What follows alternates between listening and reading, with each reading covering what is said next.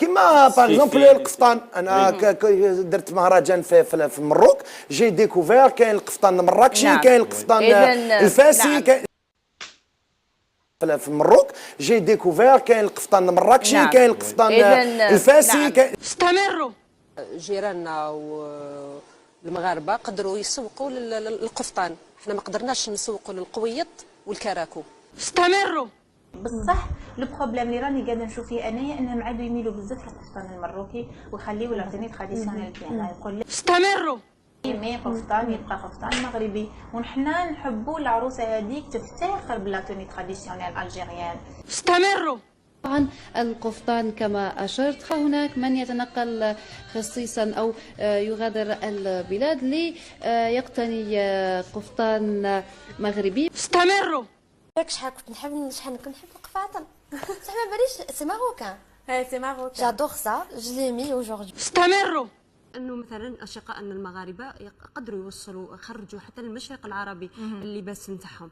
القفطان مثلا القفطان هو وهذا هو الشيء اللي خلاني نغير انايا بين قوسين، الشيء اللي خلاني نغير وسون كونتي ما ننساوش باللي راهو ولا انترناسيونال، حتى لي ستار تاع هوليود عادوا يلبسوا القفطان، باللي هذيك لاتوني ولات انترناسيونال. هذا الشيء انا بدات من هذا الشيء بدات النقطه ديالي وبدات الغيره ديالي. استمروا.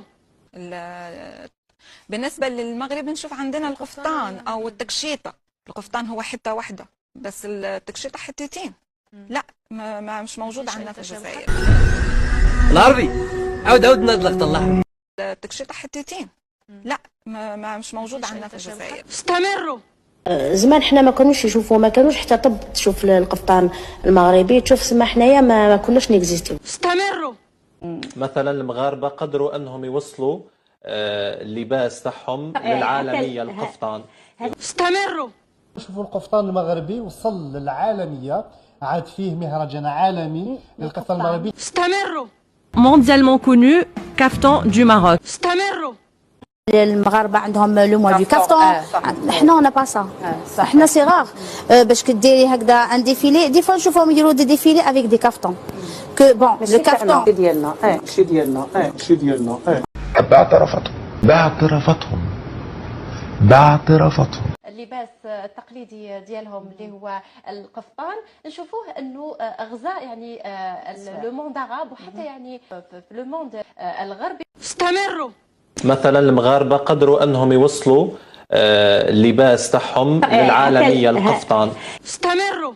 سيدي الكريم، يعني علاش حنا فنانات المشهورات نشوفوهم يلبسوا القفطان المغربي، علاه ما نشوفوهمش يلبسوا القبيلي تاعنا ولا القسنطيني ولا حتى الكراكو الدزيري؟ والى هنا سيداتي سادتي تنتهي سهرتنا لهذه الليله، نتمنى لكم جميعا نوما هانئا وتصبحون على خير.